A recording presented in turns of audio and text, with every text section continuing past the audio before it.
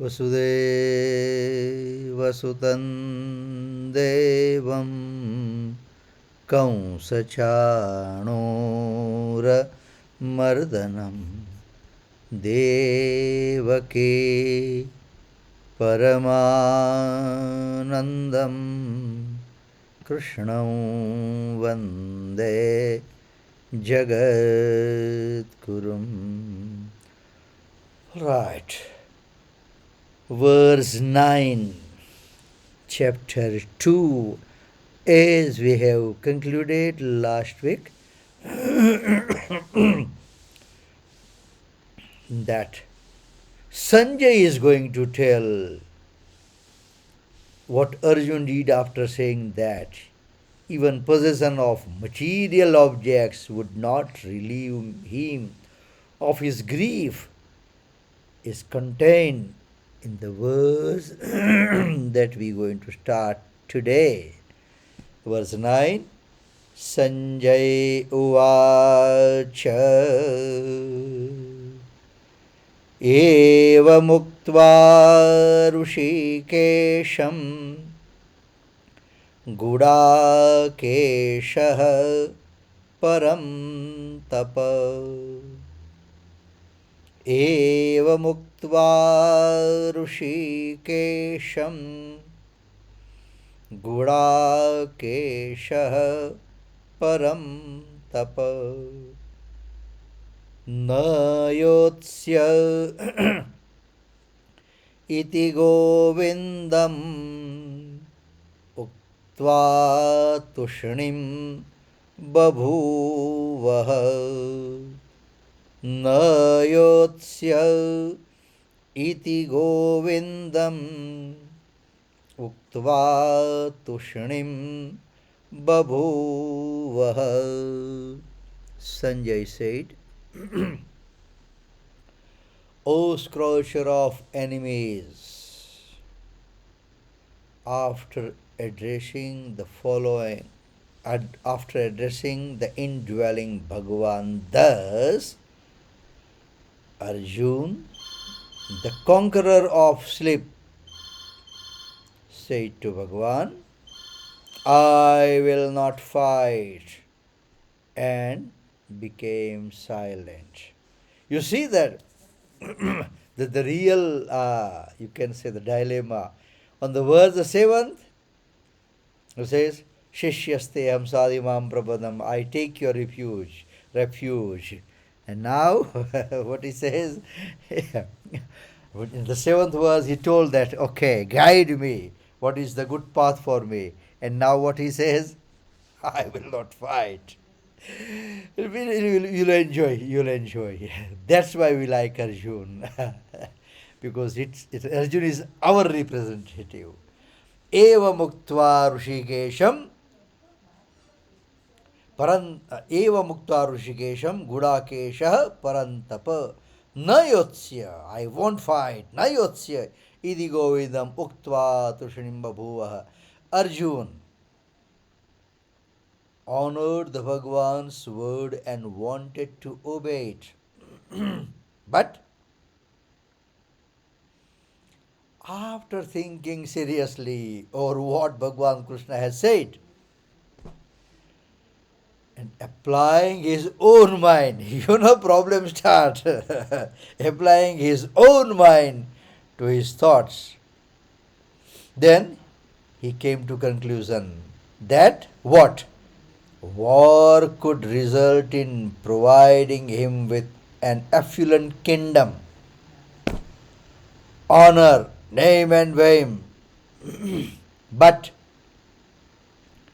it would not wipe out his grief, worry and misery. Therefore, it was not befitting to him to wage war. So, Arjun speaks his mind in clear words. I will not fight. Now let's see. Having declared his decision, what's the decision? I won't fight. And having nothing more to say, Arjun became quiet, silent. So, in the next verse, Sanjay describes what happened when Arjun flatly refused to fight. Verse 10. तमुवाच ऋषिकेशः प्रहसन्नेव Bharat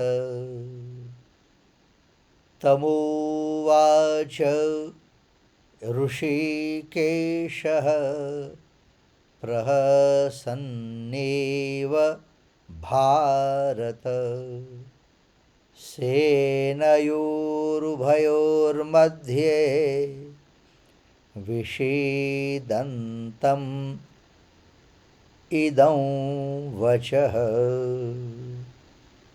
सेनयोरुभयोर्मध्ये विषीदन्तम् idam vachah. O Bharat, means that's a dynasty. Even the Dhutras born in that dynasty.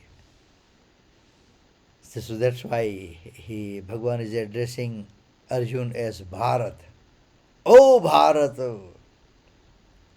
Bhagavan Krishna, as if smiling, prasanniva, as if smiling, addressed the following words to the despondent Arjun while in the midst of the two armies. Tamuvacha Rishikesha Prahasan Eva Bharata Senayor Bhayormadhye Visidandamidam Vachah. Arjun,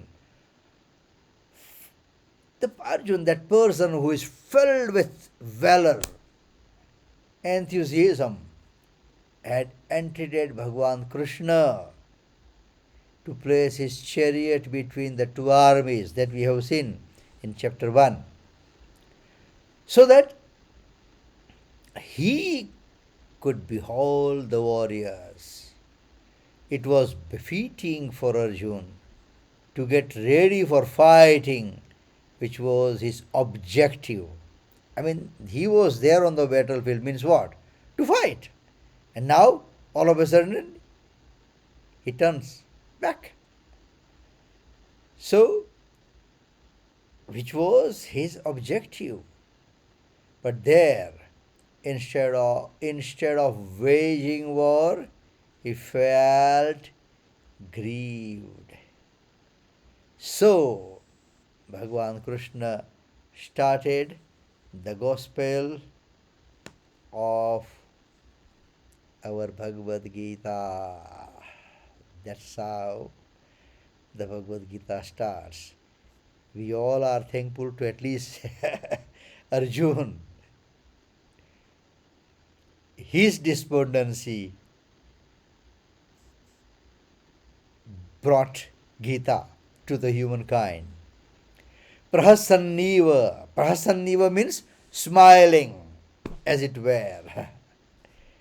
Prahasanniva means that when Bhagavan Krishna perceived that Arjun's enthusiasm for the war had changed into grief,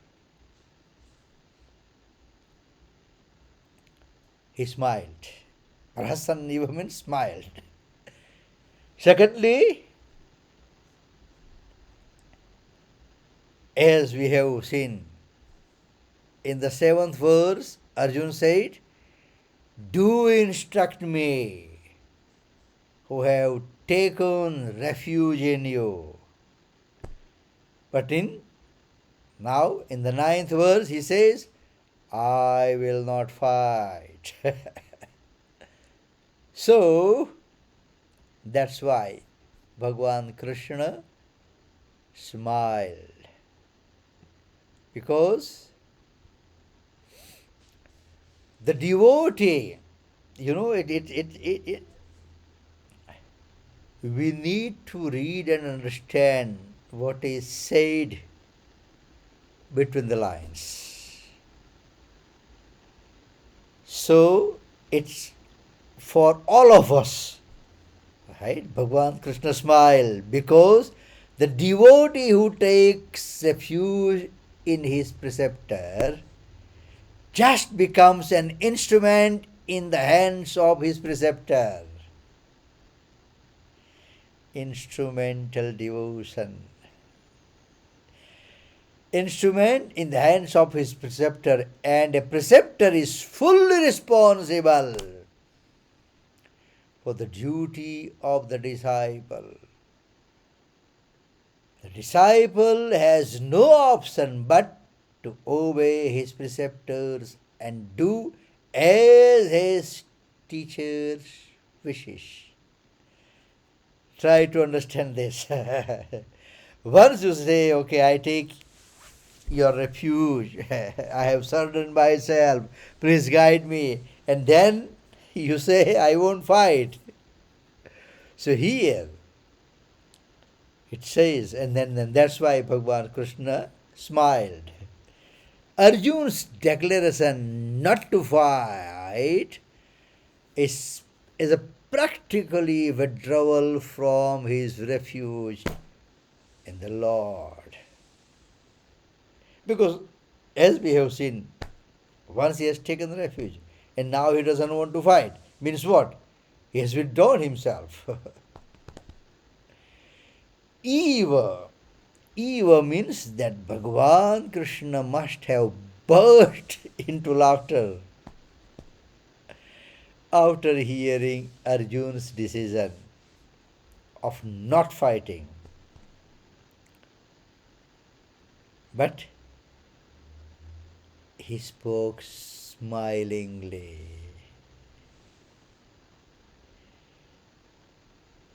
Because that was one Arjun thousands years back. And nowadays, every day there are thousands of Arjun. So Bhagavan is smiling. When Arjun said, I will not fight, Bhagavan Krishna should have told him to do as he wished. Which, of course, Bhagavan is going to say in 18th chapter, verse 63rd. What is that 63rd word? We're not going to discuss that, but at least let me quote that verse 63rd of 18th chapter. So, Bhagavan Krishna should have told him to do as he wished. Iti te gnanamakyatam guhyat guhyataram maya vimrushai tadasheshena yatechasi tatha kuru. Do as you wish. That's a in nutshell, right? But Bhagavan did not tell at that point. But Bhagavan thought that at this point Arjun was unable to take the right decision. These are all the guidelines for us to be with Almighty, to be with Bhagavan Krishna. And we can say, oh Bhagavan, I am unable to take decision. I am unable to take decision. So Arjun was unable to take right decision because he was overwhelmed with grief and worry. So there was an overflow of Bhagavan Krishna's love. We have to prove ourselves like a Arjun. Then yes, overflow of love of Bhagavan Krishna is definitely there. So there was an overflow of Bhagwan Krishna's love for him, for Arjun. God, instead of paying attention to the words of his devotees, judges them by their feelings. These are all statements for all of us. So, Bhagwan Krishna, instead of paying attention to Arjun's word, what was Arjun's word? I will not fight. Started the gospel from the next verse. It's going to start now. Bhagwan Krishna is going to start the teaching and preaching.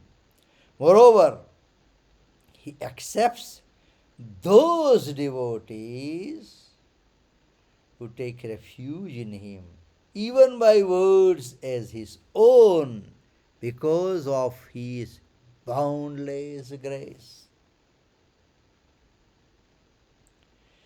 Because of his boundless grace. Look, it's possible for all of us. We just have to put our all efforts full heartedly, not half heartedly. You know. But we very easily come to the conclusion, ah, Manjo, maybe it's possible for Arjun, it's not possible for us. The moment we withdraw ourselves, the moment we give up, then we can't expect anything. There is a very good saying in Urdu.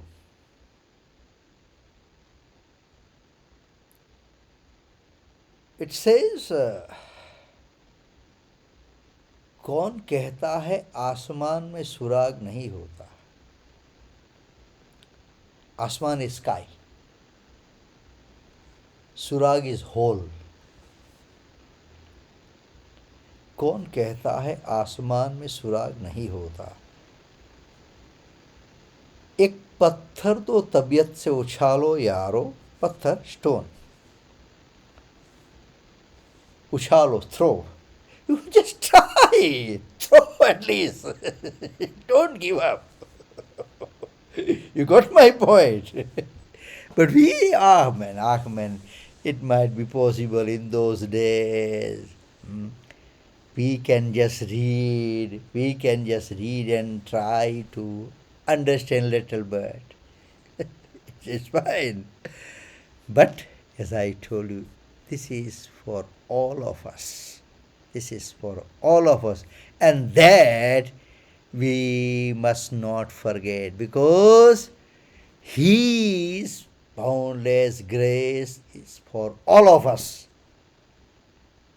It's not only for Arjun. Rishikesha. Rishikesh means that the Bhagavan is the indweller, what we call in other word, Hridayastha Bhagavan, indwelling God. He knows feelings of beings. Bhagavan Krishna knows that Arjuna is turning away from war. I quote this 15th verse of 15th chapter so many times in our classes. Sarvasya chaham hridayasannivishto. I am residing in everybody's heart. So definitely he knows. So Arjuna is turning away from war because he is overpowered by the urge of attachment. Attachment for who? For his kinsman. And he does not see his grief melting away by merely acquiring a kingdom. So that's why Arjun says, I will not fight. But he also knows that as soon as his delusion is destroyed, whose delusion? Arjun's delusion is destroyed, he will act upon his instruction. Arjun will act upon Bhagwan's instruction. You know, it's but little but grammatically, which I am going to discuss now. In the next, it says idam vacha. In idam vacha and uvacha. Basically, uvacha idam vacha is to say, to spoke. Idam vacha, the use of word uvacha. Uvacha spoke. So, uvacha was sufficient. There was no need to use the word again vacha, because vacha is also included in uvacha. It's but technical in grammatical form. So those who are interested in grammar, it seems a repetition, but it is not. It is not so. The word vacha has been used to point out the secret wisdom contained in the next verse, uttered by Bhagavan Krishna in simple and easily understandable language, which we will going to discuss. Okay. On the sacred righteous soil, that is Kurukshetra, on the side of Kaurav army is arrayed, while on the other side the Pandava army is arrayed. In the middle of the two armies, a glorious chariot drawn by white horses is placed. In one part of that chariot, Bhagavan Krishna is seated, while in another part, Arjuna is seated. The Bhagavan starts preaching the divine gospel for the benediction of mankind. Again, I am repeating, for the benediction of mankind by making Arjuna an instrument. And first of all, he describes the discrimination between the body and the embodied soul, its possessor. So, Bhagavan is starting the preaching and he's teaching. And here we say the gospel of Geeta, which is going to start now. Prepare yourself. Okay. Get ready. Okay. It's full of philosophy. We'll try to as diluted as I can. Okay. But be attentive. And that's why we will taking it slowly. Because this kind of thing, for us, you and me, common people, it's not easy to digest. Okay? So be ready. Be attentive. Prepare yourself mentally. Okay. So Bhagavan Krishna preaches the gospel of freedom from grief to grieved Arjuna and says, verse 11,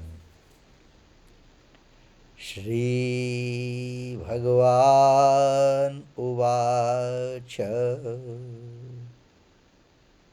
अशोच्यानन्वशोचस्त्वं प्रज्ञावादांश्च भाषसे अशोच्यानन्वशोचस्त्वं प्रज्ञावादांश्च भाषसे गतासूनगतासूंश्च नानो शोचन्ति पण्डिता गतासून गतासूंश्च नानो शोचन्ति पण्डितः. The blessed, the blessed Bhagavan said, Arjun, you grieve for those who should not be grieved at, yet speak as if a man of wisdom. Pragnavadansya bhashashe. As a man of wisdom, the wise grieve neither for the living nor for the dead. According to our scripture, the death, it's not an end of the life. It continues. Bhagavan is going to say that is just changing of outfit. Now it's old. So change the outfit. Give the new outfit. That's it. Put on the new outfit. Bhagavan has made it that easy. Of course, due to our attachment to our beloved, we feel. That's a different story. But as I told you earlier, be attentive. It's a full of philosophy. And once we understand that, nothing will be left to be understood. So what he says, Arjun, you grieve for those who should not be grieved at, yet speak as if a man of wisdom. The wise grieve neither for the living nor for the dead.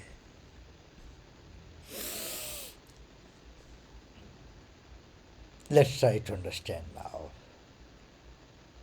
A man is grieved when he classifies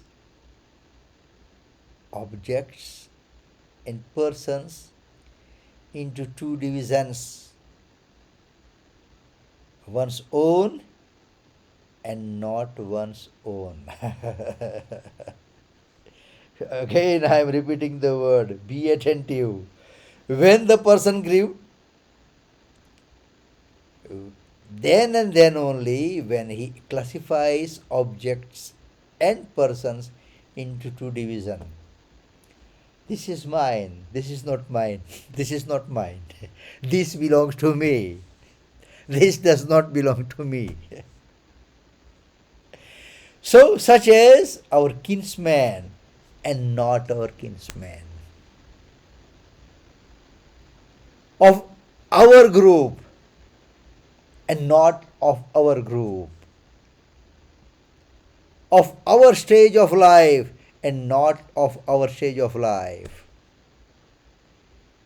Our followers and not our followers. These are the classification that we normally do in our day-to-day practice, in our day-to-day life.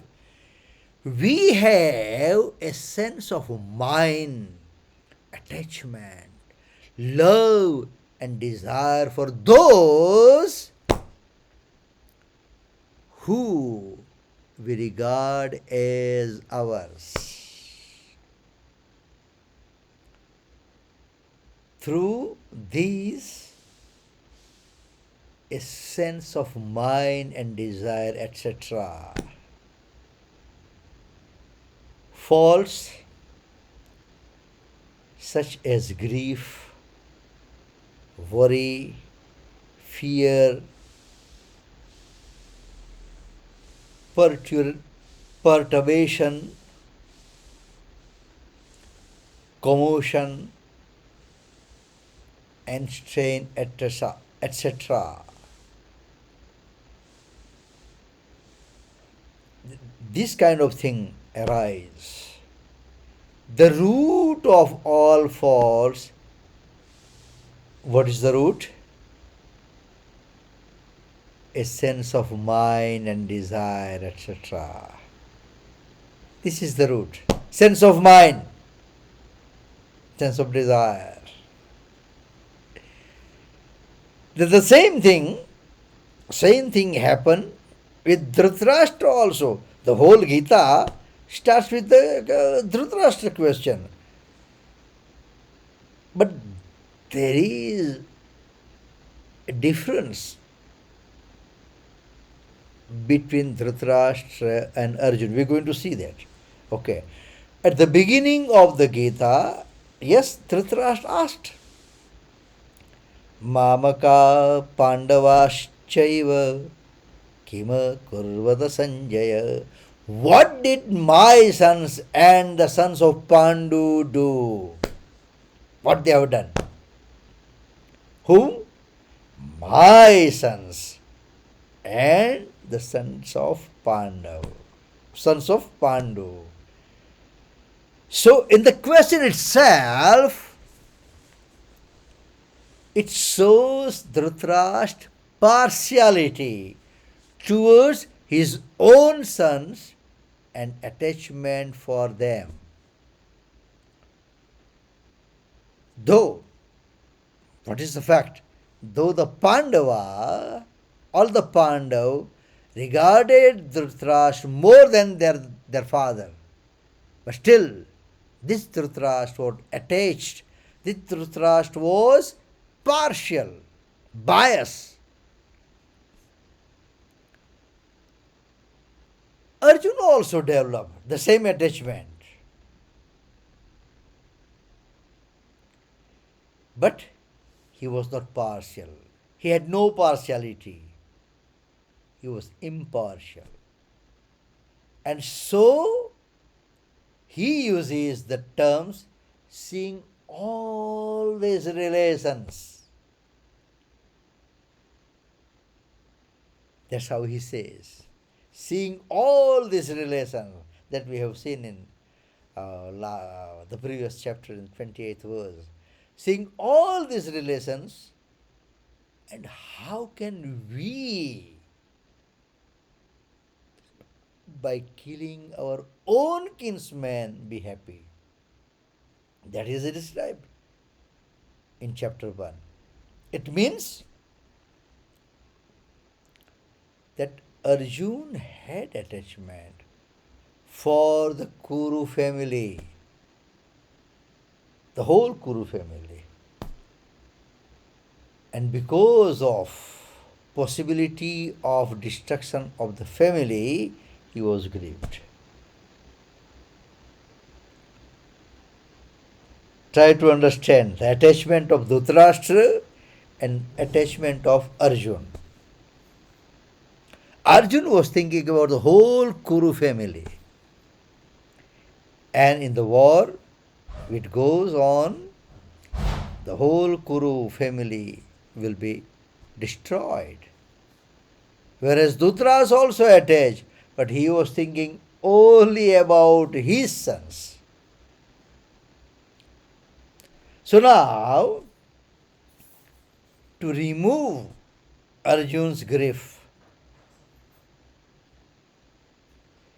Bhagavan Krishna preaches the gospel of the Gita, which begins with the 11th verse, which we are discussing now. In the end, Bhagavan Krishna declares that there is no justification for him to grieve and he should take refuge in him. It's towards the end, I mean, in the 18th chapter, verse 66, when it will come, but at least since we are on this page, I will just mention that verse. Bhagavan says towards the end, Sarvadharman Parityajya Mamekam Sharanam Vraja Ahantva Sarvapapebhyo Moksha Ishyami Ma Shucha. Meaning, abandon all varieties of dharma and simply surrender unto me. Simply surrender unto me alone. I shall liberate you from all sinful reactions. Do not fear. Sarva dharman parityajya. So, in the end, Bhagwan declares that there is no justification for him to grieve, and he should take refuge in him alone and not grieve. Grieve not. Don't grieve. The reason is that dependence on the world leads to grief. Underline this sentence. The reason is the dependence on the world leads to grief, while supreme or exclusive devotion to the Bhagwan leads to the state which is free from faults, such as grief and worry. So now we need to choose. We need to decide where we should depend. The world or the supreme reality. Choice will be ours. Choice will be definitely ours. Ashocha nanvashochastvam pragnavadansya bhashashe. Let's try to understand this word. Ashocha nanvashochastvam. There are two things in the world. Bhagavan says there are two things. What are the two things? Real and unreal. The soul and the body. Both are not to be grieved. Yet, as the real is imperishable and therefore should not be grieved for, and the unreal is bound to perish as it is perishing every moment. So, it should not be grieved at. You understand? Ashocha nanvashochasvam. Real and unreal. Soul and the body.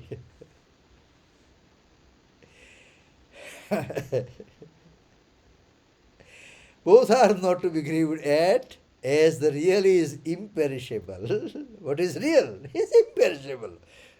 What is real? Atma. That is imperishable. And therefore should not be grieved. And what is unreal is bound to perish. You can't stop.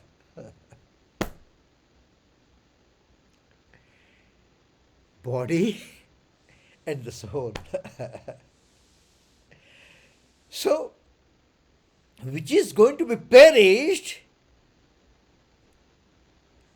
we have no control over it. And which is imperishable, we don't have to worry. So, it means that these are grieved at only. Why the grief is there? Only because of ignorance. or lack of discrimination. Whatever circumstances, in the form of birth, death, profit, loss, etc., a man finds himself in are result of his fate, his previous actions. It is sheer ignorance to feel happy or sad. In those favorable or unfavorable circumstances, because these are transient, nothing is permanent. Profit, transient. Loss, also transient. Profit is not permanent, so the loss is not permanent. So, Ashocha Nyanvasochasvam Pagna Vadanscha Bhashashe. Two things we need to understand in this, not this particular verse, particular this word, Ashocha Nanvasochasvam, real and unreal, perishable and imperishable. Okay? So still there will be pragna vadanscha bhashashe nanu sochanti pandita. We still need to discuss. But as I told you, this is full of philosophy. It's not that easy for common man, you and me, to digest. So we're going to stop here. Okay? And we'll discuss. We will, I mean, look, I always say, there is no hurry. We'll go slowly, slowly, slowly, slowly. It can take years together. So what? So be it. It's fine. It's fine. Okay? So, in today's talk, in today's discussion, whatever you like, credit goes to scripture, credits go to saint, the great man. Whatever I have heard, I have read, I have studied, absolutely, absolutely nothing belongs to me. I always share this with you that our main reference book for this Geeta class is Swami Ram Sukdas Jit's Sadhak Sanjeevani. So I just share with you. Absolutely nothing belongs to me. We will conclude our the 73rd verse of 18th chapter, followed by the Arti. नष्टो मोहः स्मृतिर्लब्धा त्वत्प्रसादान्मयाच्युत स्थितोऽस्मि गतसन्देहः करिष्ये वचनं तव.